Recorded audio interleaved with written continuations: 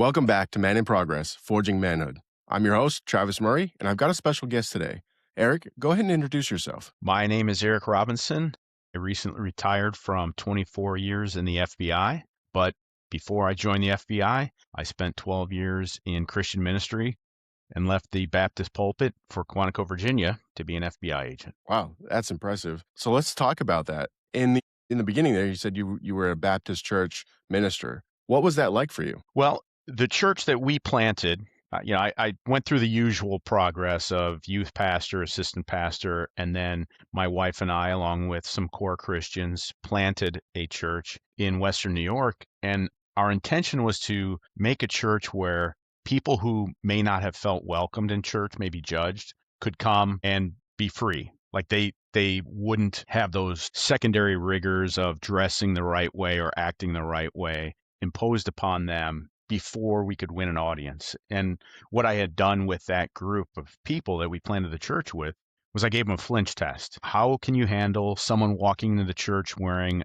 a concert t-shirt, which you don't do that in a Baptist church? And what about piercings? What about a gay couple, interracial couple? What about smelling alcohol in someone's breath? Are you okay? Can you relate to these people and not have that look on your face of, I am judging you? And we did that. We did it well, and we were successful, and people were coming in, and I loved what we had. But unfortunately, I had some health issues that necessitated a change. Yeah, fair enough. And that does happen. So going back to the ministry, yeah, I mean, in the Bible, it does teach that you are not the judge, right? You are not the one who's supposed to be the judge. So you're supposed to accept everyone as they are. You're supposed to, lead with kindness, lead with love, be that type of leader in that community. So it sounds like you were doing just that. Well, and that was our goal. And people smarter than me who know the Bible better than me have different opinions than I do.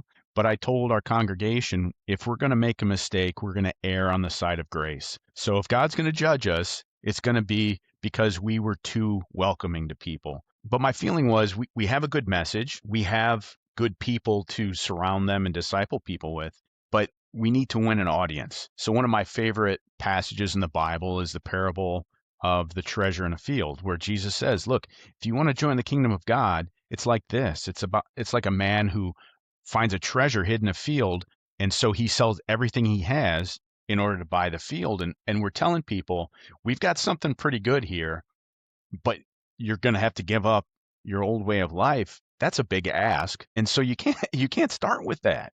You have to let people get to know you. You have to be curious about their lives and where they're coming from, and show the kindness that's necessary. And we did it. That's amazing. It really is. I remember growing up inside of church. I won't name which one, but I was the type of kid who had lots of questions. And I had this leader of the church who was amazing. He would answer my questions, he would sit with me and all of that stuff. And then that changed and we got a new leader and that guy was a little bit older and he didn't tolerate my questions as much. Being in that role, I bet you went through a lot of helping other people. How did that sit for you? Well, I enjoyed it. I've told people many times that I definitely have helped more people move than I have led to Christ because, it's just part of what we do. Like, we're taking care of folks. But one of the issues we had was, like, you grew up in a church where every generation on down, like in my family, came from a church environment. You have problems, but it's usually a bit less, more stability in the family. Well, we were reaching out to people who didn't have that, and so they brought with them a lot of their problems too. And what I failed to be able to do is separate myself from those problems.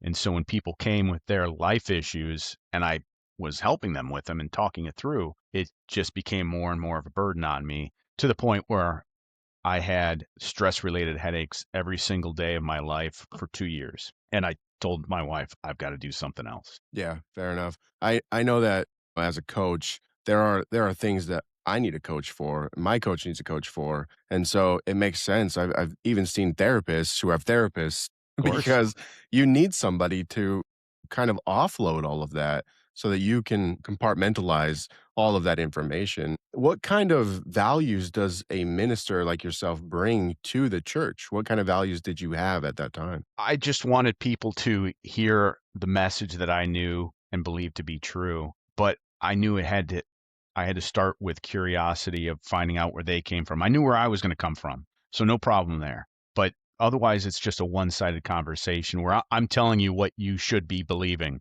and we'll get to that. But how much better is it for someone to say, I have these gaps in my life. I know I need something else. I understand you have some answers to that. Can we discuss it? As opposed to the usual method, which is I just come forward and let you know, like, hey, man, here's the guidelines, got to follow them or you're going to hell. So I just tried to be open to people. And I saw that carry over to my work in the FBI too, that much of that is working with people. Like we can get subpoenas and bank records, and that's going to help make the case. But eventually, we're going to have to deal with people, whether it's victims, informants, or even the criminals themselves. Yeah, fair enough. And so then you transitioned from ministry work to where did you go after that? I preached on Easter Sunday, 2002. The next Sunday, I was in Quantico, Virginia at the FBI Academy. And then the Sunday after that, I preached in the academy because they did not have a chaplain and they needed someone. So I said, I can do that. That's So awesome. it was from one to the next. That's awesome. So then you went into a career in the FBI. So what kind of values did switched or changed for you from being a minister to being an FBI agent? None. It's fortunately the FBI is very professional. I've had people many times comment on mine or my partners, like it's regular, like, hey, appreciate you guys treating me this way. Like they know they broke the law. Here we are. And I've done search warrants with other agencies and you see guys just like tearing stuff off the shelves for no reason. Like, okay. So I could come with the same kindness, showing people humanity. I can be bad cop when it's necessary. That's easy. But if I'm coming to even the criminals in a way that respects them, they responded similarly. And that ended up having them open up. It de-escalates situations and it also creates an atmosphere where they end up telling you things that they know they shouldn't be. But, here we are having that conversation. Yeah, fair enough. I did a interview with an attorney from New York, which was hilarious because he tells me in that interview, always ask for an attorney, always, always. And I mean, it's fair. You don't want to give away something that you didn't realize was a crime or something like that, and you want the help right then and there. But you also like. We're all people. We're all trying to be respectful to each other. And if we lead with that respect, I think things go better. I know that when I've been pulled over in the past and I was calm and nice with the officer, he was calm and nice with me. Absolutely. And that goes both ways. If the officer approaches and he's got an attitude, it shuts everything down.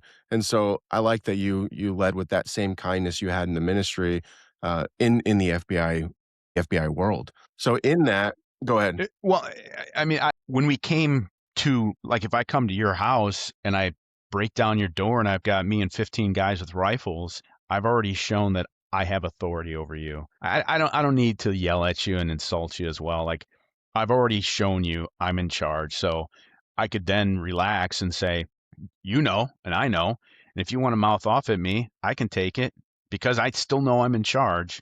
But here, let me try easing this situation. The funny thing is that actually tracks in parenthood. It's the same exact way when I'm Right. talking to my kids, I have the authority, I have the control, and if they wanna mouth off or whatever, I'm just gonna tell them, "Hey, if you're not gonna be respectful, then this is not gonna go in the way you think." And, it kind of translates in that way for fathers out there, like, you have to know that you are the authority. And no matter what the kid says, what they do, that you are in control of that situation with, punishments and things like that. So fathers listening at home, that's something that I recognized with my own children. It used to be, when my kids were younger, I would yell or I never swatted, I never disciplined with violence because I never thought that that was the way, but I always tried to talk to my kids and in that same way, they would talk back. Of course they're going to talk back, dealing with all that new emotion, that new feeling and all that stuff. So I assume that it's probably kind of the same with criminals who just got found that they were guilty and you're busting down their door. Well, absolutely. And, the question we get most is, what's this about? And there are two kinds of questions with that. It's, what is this about? And the other is, I've done a lot of crime. Which one, which one are you here for? But when I'm in charge, like also, this is now the worst day of your life. I'm going to put you in prison. You've got to face all this. And I would often come to the criminals with the demeanor of, I'm going to help you through this, which got them to talk. So if I come to your house and I'm arresting you in order to break that barrier to get you to start having a conversation and confession with me, I'm going to tell you, I'm sure you have a lot of questions. I'll answer those and I'll help you understand what's going on. Here, sign this waiver of rights and we'll have a conversation. But also, I let them know anytime you want to stop talking, you can stop talking and I'm not going to be offended. And I'd prefer if you didn't lie to me. If you don't want to answer a question, just say, I'd rather not answer that question, and I'll honor that. And the issue there, manipulative though it is, these guys are criminals. Once we're talking, they felt an obligation to keep going. Like, all right, well, no, I've already said this, and he actually has helped me out. So that got people to open up. Yeah, fair enough. And it is nice to be able to locate the crime inside of the documents, inside of the evidence and all that stuff, and then go to them and say, "Hey, look, we know that you've done this. Let's make this easy on everybody and let's just out it at this point." And that helps a lot because it speeds up the process and then you guys can move on to more dangerous criminals Next guy. or whatnot. Yeah, exactly, the next person. So, in that FBI world, what was some of the like, I just wanna ask, what's some of the craziest stories that you've got? Like, just tell me one. Oh, so we had one case where there was a unknown criminal who had taken over a woman's Facebook account and then was using her account to sextort other women. So he extorted the first woman saying, I've got these pictures of you. I'm going to post them unless you give me this. And then he would use her account to then do the same to others. And now that woman was getting death threats and police investigations because other victims thought it was her instead of this other unknown individual who had taken over her account. One of our teams at headquarters figured it out. This guy had been saying nobody's going to catch me, not even the FBI, and here we are. Well, the young man in his mid-20s happened to live in our area, and he was an adjunct professor at a local university. So when we go to make the arrest, we have to make an announcement at the door of a police presence. The contrary to that is what you hear is a no-knock warrant. Those are extremely dangerous for everybody. So we announce our presence. Well, the computer team told us, look, this guy's he's very sophisticated. He likely has a kill switch on his laptop. So we need to separate him from his laptop as soon as we can. So I was the breacher that morning and I had the RAM and I told my buddy, you announce our presence on my backswing. So as I come back, you say FBI search warrant, boom, and then we're going to get in there so that we can separate the two. So it was a small apartment, and we quickly cleared to get to the back bedroom where he was laying on his stomach with his arm hanging down and his laptop right next to him. And so I approached him, and I screwed my gun to his head, and I said, if you move, you'll die, which wasn't true because you can't kill somebody for destroying evidence. But he didn't know that. And so if you can imagine what your reaction is, if the first thing that you hear in the morning and feel is a gun to your head and somebody telling you not to move or you die, I don't know what your reaction would be, but his reaction was to evacuate himself. And from there, I moved on and we had to go to the range for other stuff. But my friend, who was a case agent, was quite angry with me because she had to interview him in the back of a police vehicle while he was sitting on his own poo. Oh my gosh, that is crazy, and oh, just yeah, waking up like that would be It's not wild. ideal. I can think of a couple dozen ways that are better. Yeah, I mean, I hope he's wearing his brown pants, that's all I'm Yeah. saying. That's crazy. So, with that, I mean, you probably have a plethora of stories as far as that goes. I do wanna bring up something that I correlate with that is the Adams County incident with Afro Man. Have you seen that? Yeah, I've seen a few of them. Yeah. That's that's just funny to me. Has anything like that happened to you where, there wasn't a crime that was being committed, but the person was, at least calm and kinda did something funny with it at least?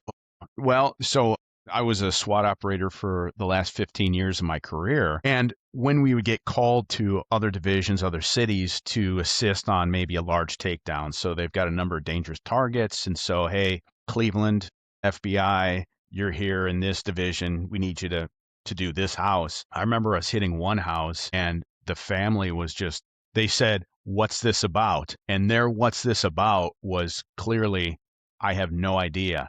Well, they had moved into the house 2 weeks prior, and No. the case agent had not freshened surveillance to make sure that the warrant was still gonna be valid, that the subject lived there, and that's not a pleasant thing to be a part of. Yeah, I bet. Oh my gosh, man. So you moved from FBI into FBI SWAT then? Well, it's an ancillary job, so I was a field agent doing investigations, and then once a week going through training, and then once or twice a week being called to an operation where here's a subject whose threat matrix hit a couple points enough where, okay, SWAT needs to handle this rather than just agents. And reason for that is we've got more bodies, we've got more tools, we have more training, armored vehicles. So if it's a complex breach, we might use the boom from the Bearcat or myself or another one of the breachers knowing how to get in there, drone operators, whatever else is needed. Okay, that makes sense.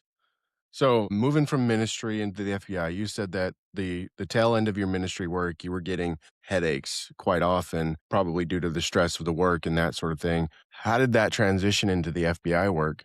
Did you experience the same headaches? Did it feel like more of a purpose for you? The What's the day story there? the day that I was informed that I was accepted in the FBI, my headache stopped. Oh, And I remember thinking, I don't have to do this anymore. So it was, I tell people, and if you're involved in church, you kind of get this, but I tell people as a joke, I needed to find something with less stress. So I joined the FBI, but it was less stress.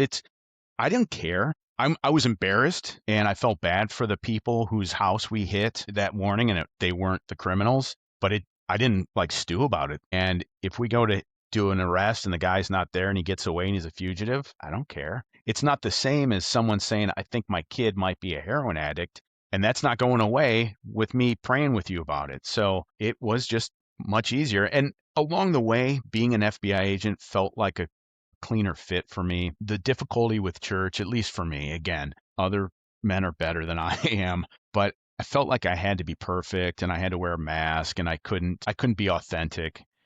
And so that's hard when I had to think through my words to see what if I'm saying this properly, am I being the person I can be instead of just being me, being nice, being kind, being supportive, and then oops, that joke I just told was inappropriate. And I had a few buddies who would like take me aside after sermons, like, "Yeah, I don't think you should have said that." I'm like, "Thank you." Okay, but just being in the FBI, just it seemed natural, and I'd never met someone who came from ministry into the FBI, but I started seeing early on in my career. I had a squad mate who was on SWAT. Guy looked like Stone Cold Steve Austin, like big dude, shaved head, goatee. And I said, hey, Dana, what did you do before the FBI? And he said, oh, I was a banker. That's surprising. Like, I would never have seen that. And when folks meet me and I do the training and I get the beard and you're like, hey, you're all SWAT geared up, I have them guess, what do you think I did?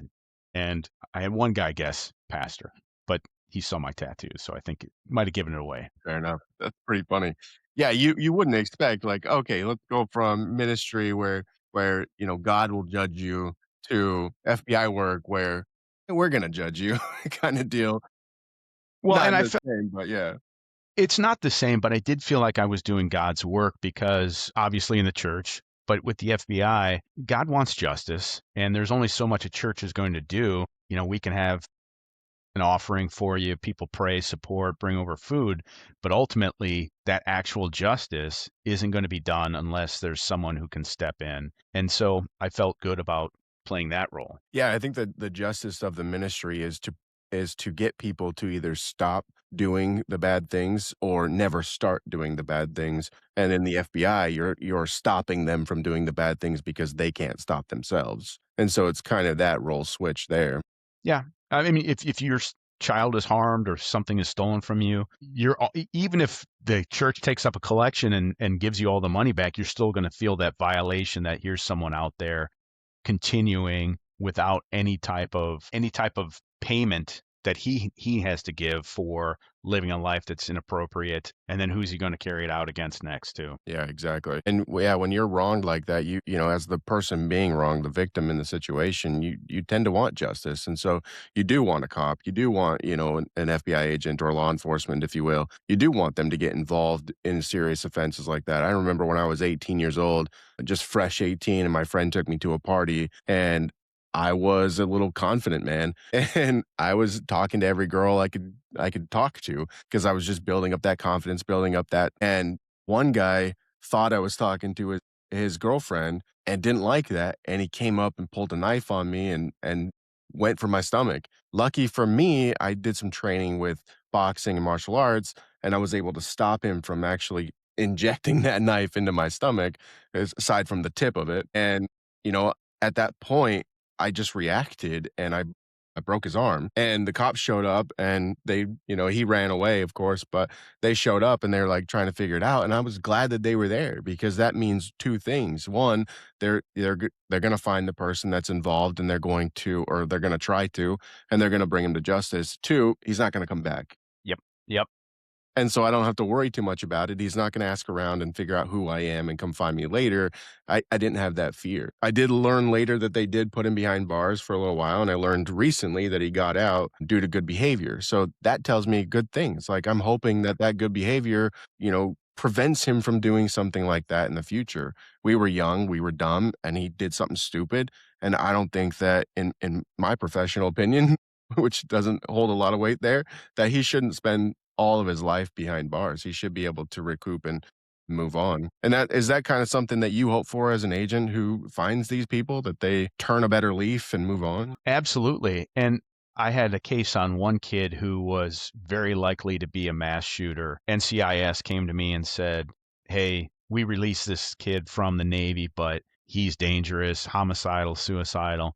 And so I worked up a quick case on him with the county prosecutor, just trying to avoid a slower federal process. And my recommendation to the prosecutor was, look, this is a good kid, but he's got problems. Let's have him mandatory psychological assistance with prison hanging over his head if he doesn't. Unfortunately, the judge looked at him and said, no, this guy's a threat, and put him away for a year. And ever since then, like ever since the time that he got out then and he would send quasi threatening letters and phone calls, and there wasn't a month that passed that some new agency would contact me about this kid. He's the reason why whenever I came to work and parked my vehicle, I would scan the garage first before walking inside because I figured he was just, you never knew which day he was going to break. Yeah, he was just, yeah. Oh man, that must have been an odd feeling to have for quite some time. Well, it was, and I had a good friend that I worked with in Chicago who then transferred to Terre Haute, Indiana,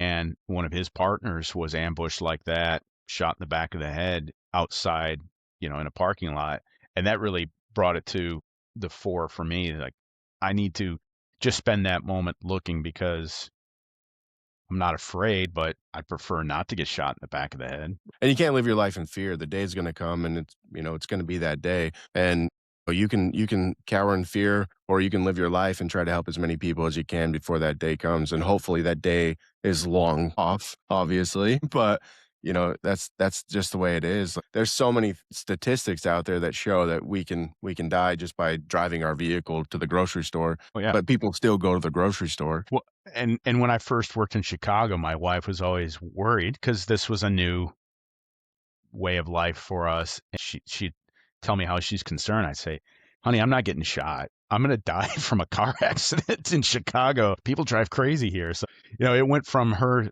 like being very nervous and concerned and, text me as soon as you guys are clear to I would say like, yeah, so we've got a SWAT operation on Tuesday. And she's like, okay.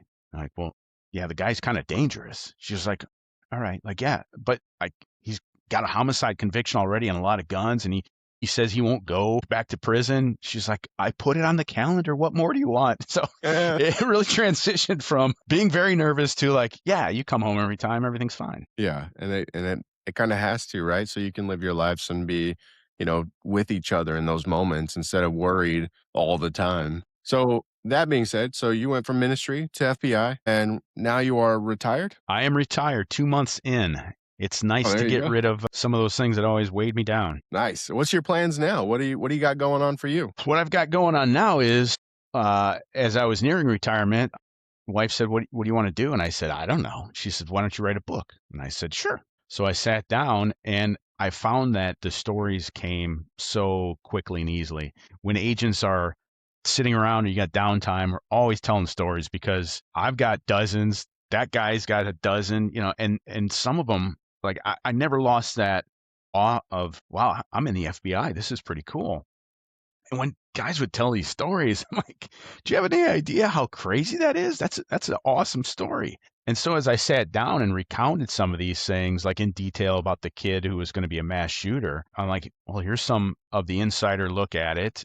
And boom, now on to the next one. So, I've worked with runaway teens and pimps who manipulated them. I've done high value financial crimes, organized crime, years of national security, work in human intelligence. So with that and SWAT, I boy, I've got a bunch of stories. So I wrote a book and it's to be published in the fall. And I already have jotted down on my phone another 2 dozen stories. I think I forgot about these. Write another book, right? Right, write another book.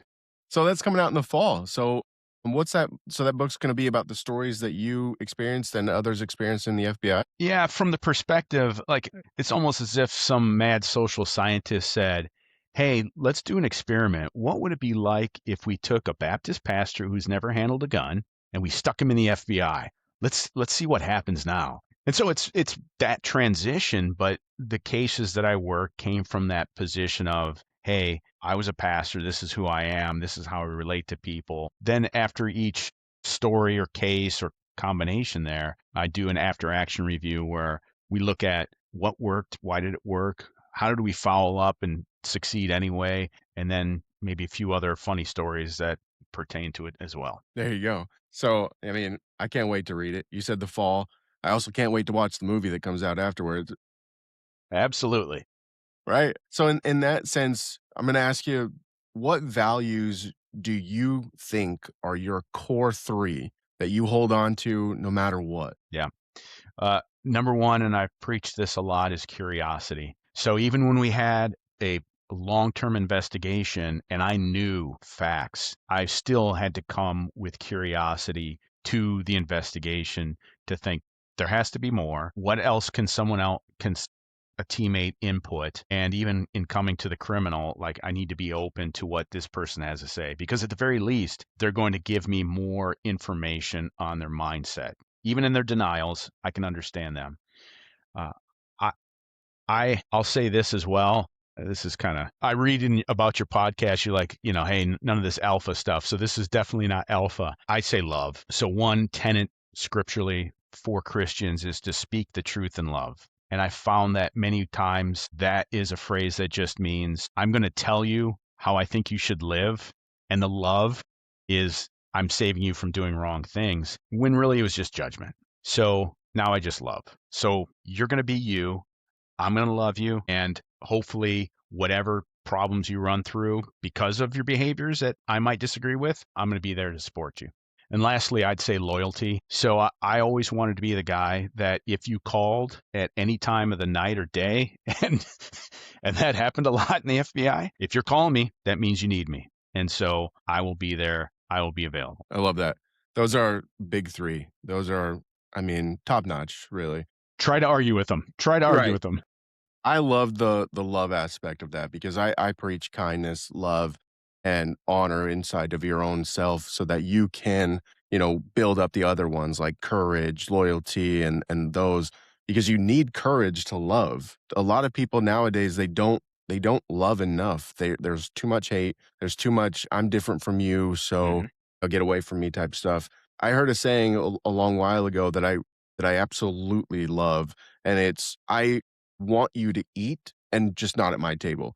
There are people out there that I don't agree with, but I still want them to have food on their table for their family. I just don't want them at my table. And that's Right. And then if you go back to curiosity, maybe you find out, oh, okay, I still may not want them at the table, but I understand them better now. And I get exactly where they're coming from. Yep. exactly. And that's those values are they're I would like to like share on those values more through my later podcast because I mean I try to preach love as much as I can, and that is important. And like you said, you read my thing, no alpha energy. The thing with it is no one can be that alpha as they claim. Like, yes, you may beat me in a fight, but I might outsmart you. Yes, you may outsmart me, but I might beat you in a fight. Like, there's no definitive way of saying that somebody is better than somebody else. We all have a collective knowledge that we've built up through our own experiences, and some people may know more than others. And that's the joy of life. That's the journey of life. Yeah, if I am vulnerable,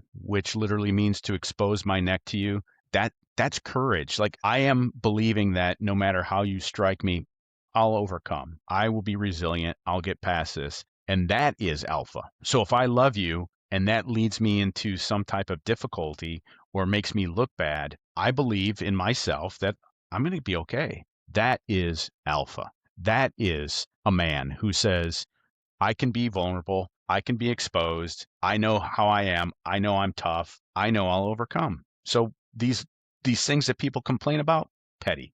We'll get by. Eric, it has been an amazing journey with you on the podcast today. I really appreciate you jumping on and telling your amazing story. And everybody that's listening right now, you can get Eric's book in the fall. So I would suggest following Eric on his social media. I'm going to have the links to his LinkedIn and Instagram in the description and notes of this podcast episode. And if you're looking for some coaching because you want to prevent yourself from Eric knocking on your door in the future, come find me. I've got a link in the description. We can set up a time where we can just quickly visit 15 minutes to see if my coaching is good enough for you. I hope that you have a great rest of your day. Eric, thank you so much again for joining the podcast. And I'll ask you to leave a final note that you want to leave to the viewers today. So please go ahead. I think what we ended on was great. I mean, I love talking about that with you because it just emphasizes to me, like, yep, those are the things that I need to follow. Perfect. And then I'll just end it on this. You're not late, you're not broken, and you are not behind. You are a man in progress. Keep forging.